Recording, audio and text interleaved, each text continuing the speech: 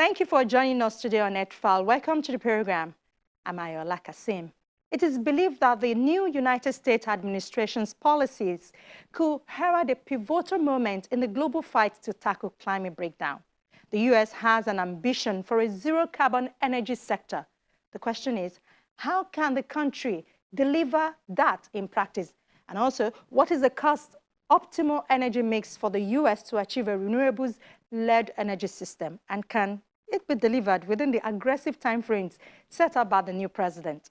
At the core of the U.S. energy policy is a pledge to invest $2 trillion to create a zero-emission electricity system by 2035.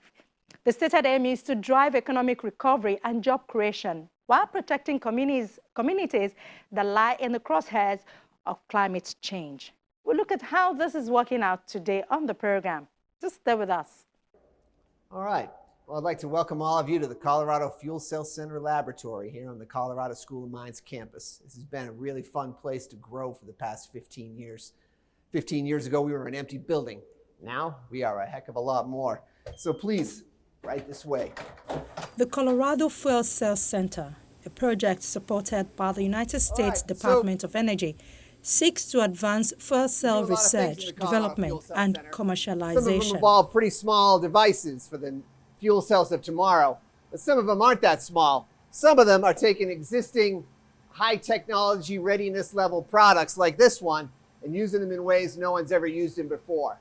So I think a lot of us are familiar with hybrid cars. We're all excited about the way that engine and battery work together to give us very high gas mileage out on the highways. Well, this project here is about a hybrid electric generator, not for a car, but for a neighborhood. So you can imagine that if I join our fuel cell with an engine, I'm going to get a high performance device at a nice price point that can power an entire village or town. Rather than a giant power plant, many small distributed generation plants are where we're headed here. Some of the other things I want to show you are down this way.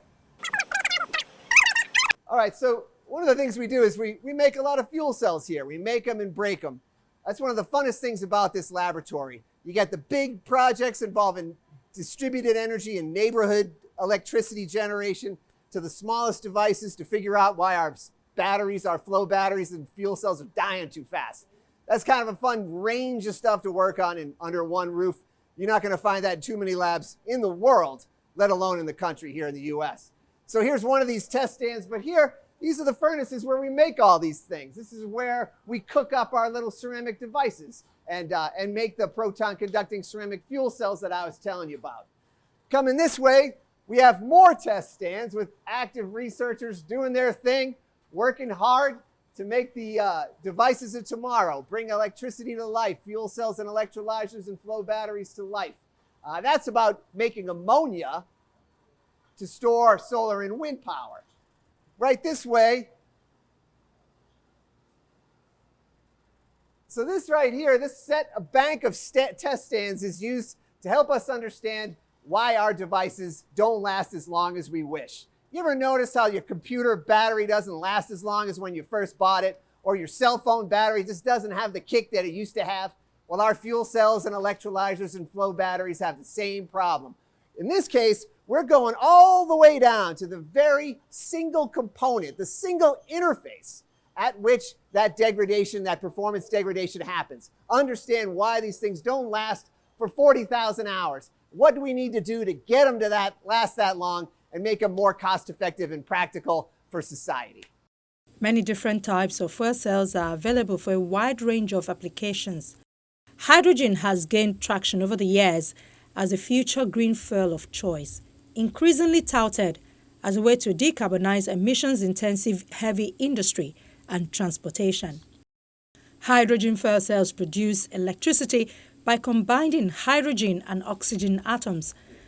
The hydrogen reacts with oxygen across an electrochemical cell similar to that of a battery to produce electricity, water, and small amounts of heat.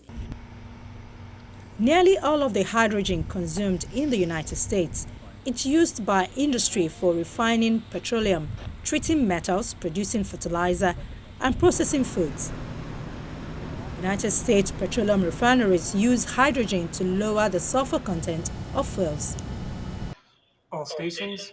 The National Aeronautics and Space Administration, NASA, began using liquid hydrogen in the 1950s as a rocket fuel, and NASA was one of the first to use hydrogen fuel cells to power the electrical systems on spacecraft. Nighttime illuminations are nothing new for Paris' Eiffel Tower, but for the first time on the night of Tuesday, 25th of May at 9:30 p.m. GMT, it was lit up using hydrogen-powered spotlights. For 3 minutes and 30 seconds, lights and lasers of various colors danced on the iconic monument's facade thanks to energy provided by a hydrogen-powered generator. Usually, this kind of event requires energy and diesel. Here, we are using a hydrogen generator, an electro-hydrogen generator which supplies the electricity. This same generator will be the one providing the energy necessary to power the spotlight that will light up the Eiffel Tower.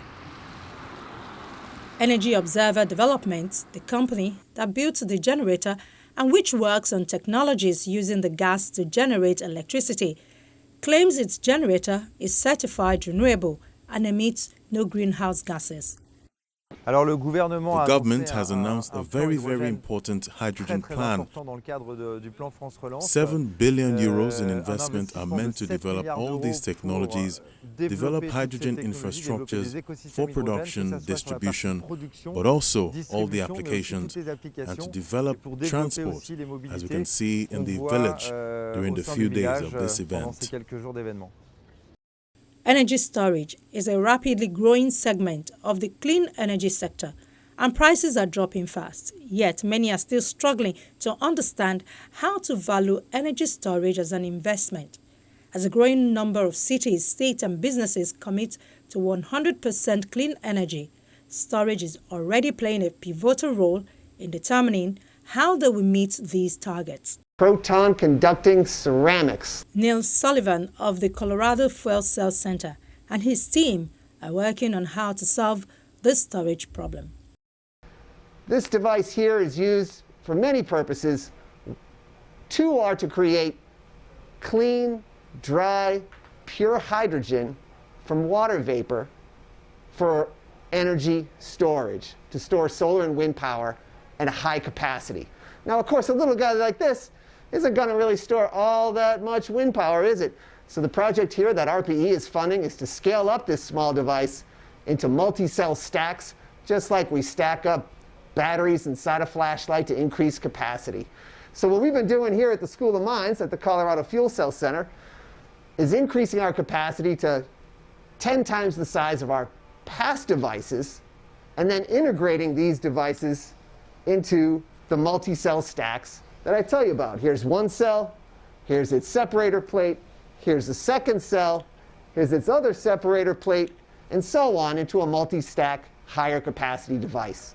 This stacking looks simple, but brings many technical questions that we are wrestling with here at the School of Mines. We also work with an industrial partner to go yet beyond the size you see here. This is the world's largest proton-conducting ceramic electrolyzer cell ever made. This comes from Calgary, Canada. Fuel Cell Energy is our industrial partner on the RPE Rebels and Refuel programs to bring this technology to life. Now, one of the things we want to show you is our latest adaptation in manufacturing. We're going with tubular architectures for some of our projects, not just planar cells, but tubular cells as well. And we've incorporated a new atomistic ultrasonic spray tool to deposit the most critical, most tricky layers of the proton-conducting ceramic electrolyzer. Colorado is one of many states in the United States of America that rose to the challenge of climate change during the years of the former administration and showing leadership in the country. It has big goals for combating climate change. By 2050, greenhouse gas emissions must be down 90% from 2005 levels, according to House Bill 19-1261, also known as the Climate Action Plan to Reduce Pollution, which Governor Jared Polis signed into law in 2019.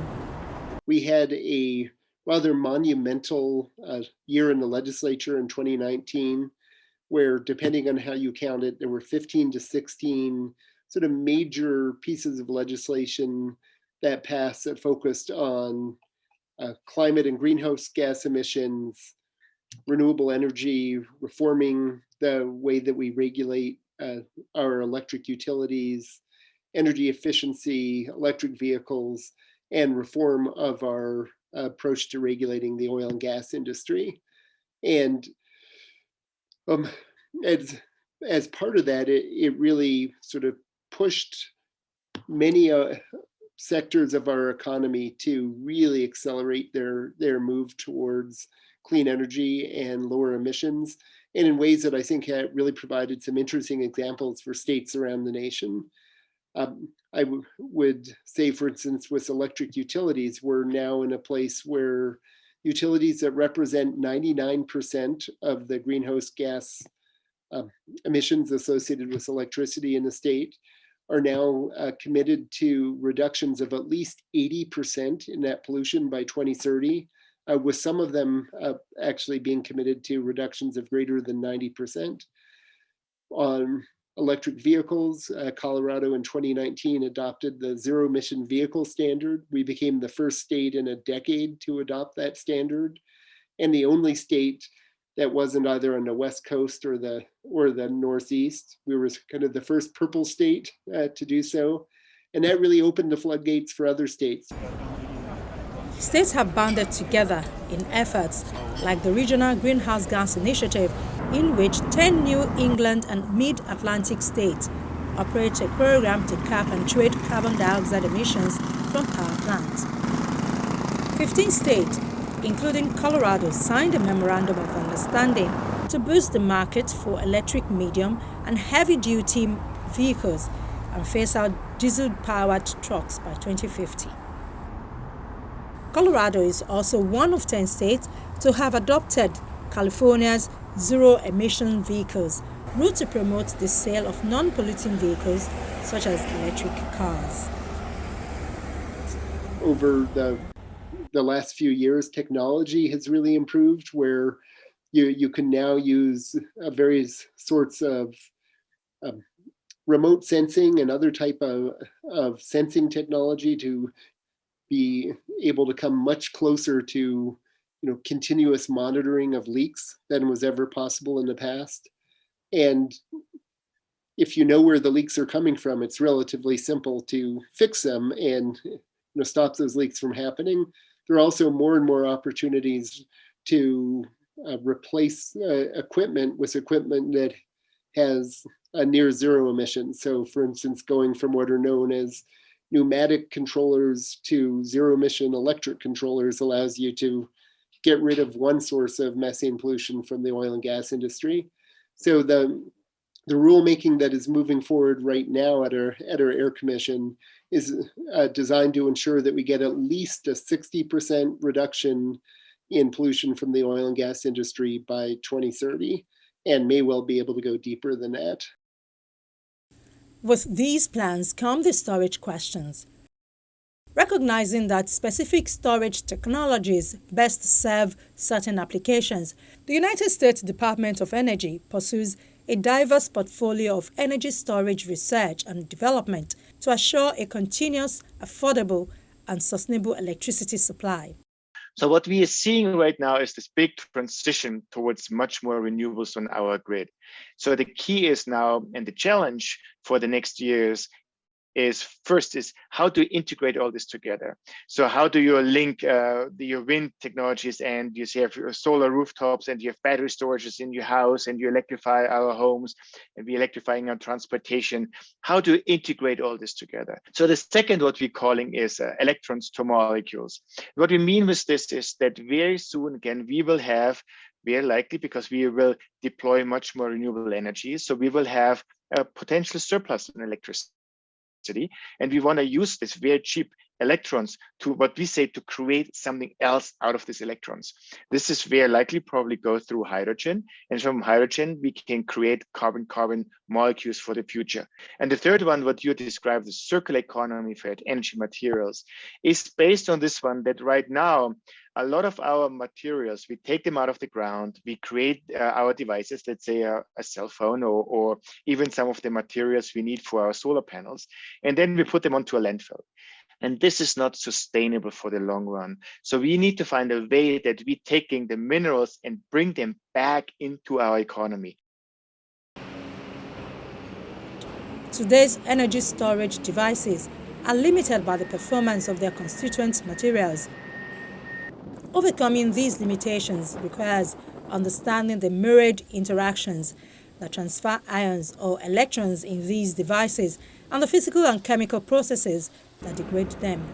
The United States Department of Energy says performance and safety, cost-competitive systems, regulatory environment, and industry acceptance are the four key challenges to the widespread development of electric energy storage, which is why, with its national laboratories, it is offering various arrangements and agreements for research.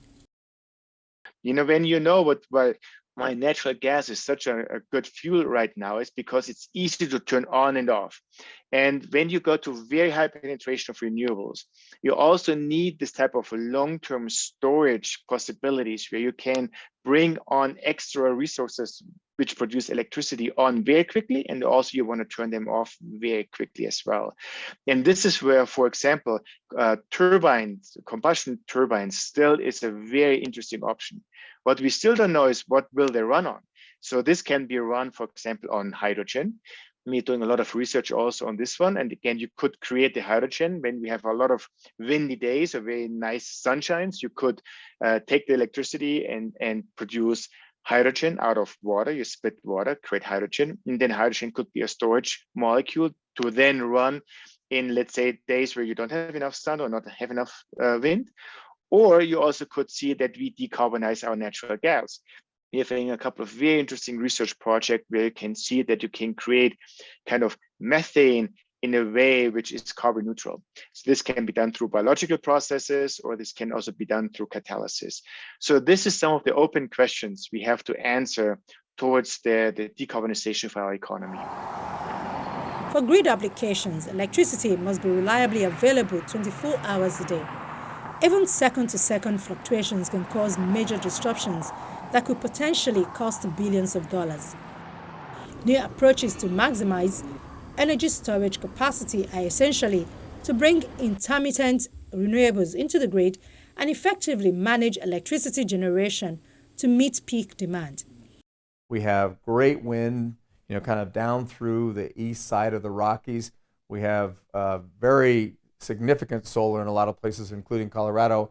We have the capability for storage, but we also have hydropower in the Northwest. And if we connected, Arizona with Washington or California with Wyoming, then you have the ability to meet these really significant targets that have been set, because you get to a place where you're very close to being able to generate power with the right set of transmission lines 24 hours a day from renewable resources, because the wind blows at different times, the sun shines at different times, and you have these hydropower resources, and then you add storage to it. You really get to a place in having a vision for how the West could be connected so that we could rely upon all of these renewable resources for, if not 100%, better than 90.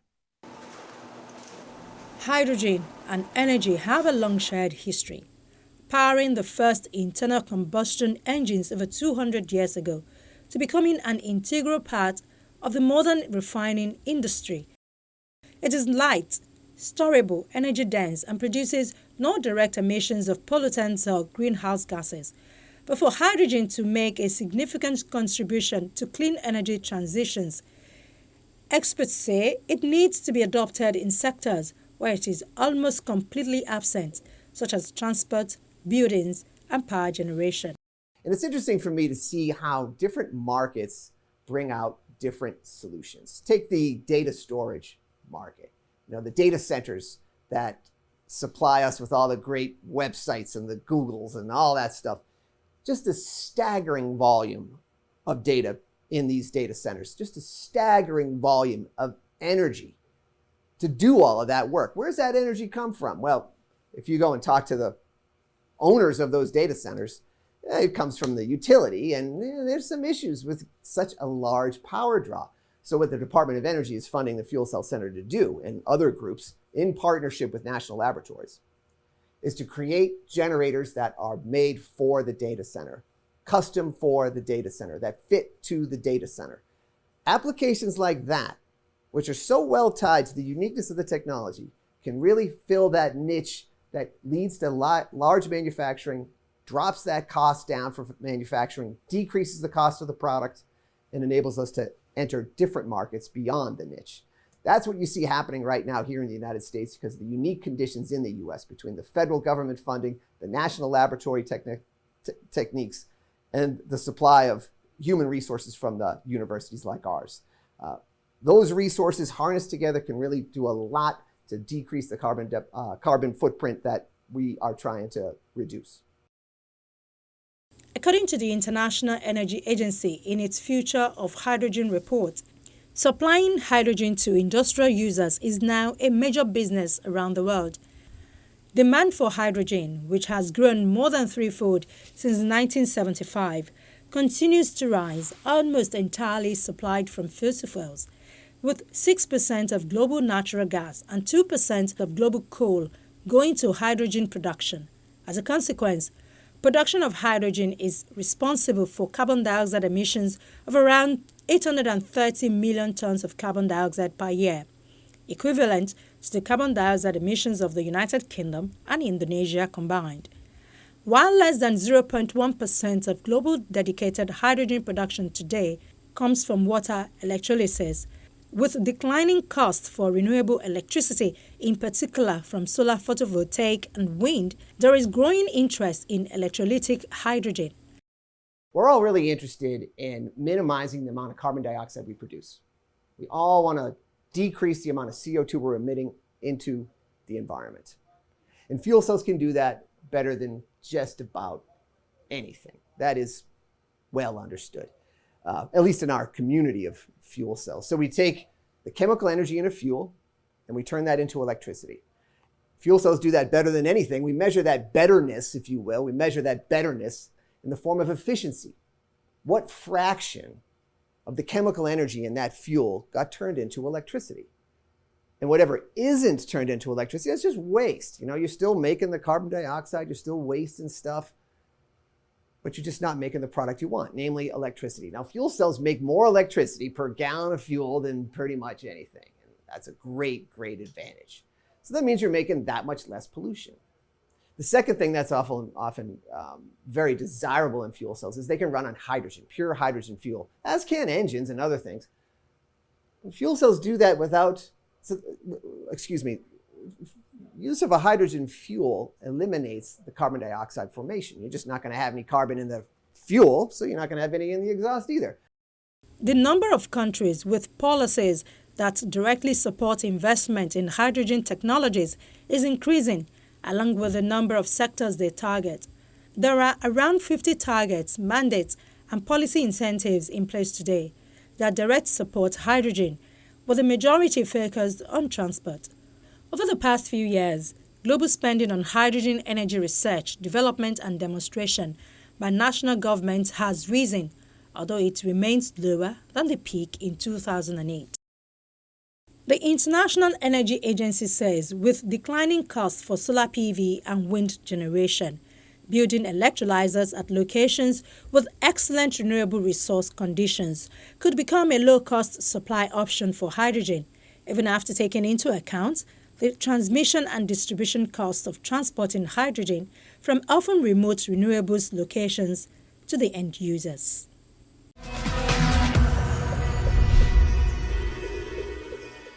The International Energy Agency advises that the time is right to tap into hydrogen's potential to play a key role in a clean, secure, and affordable energy future.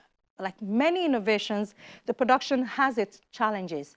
We'll keep our eyes on the development and, of course, bring you updates. Thank you for watching today's episode of Earthfile.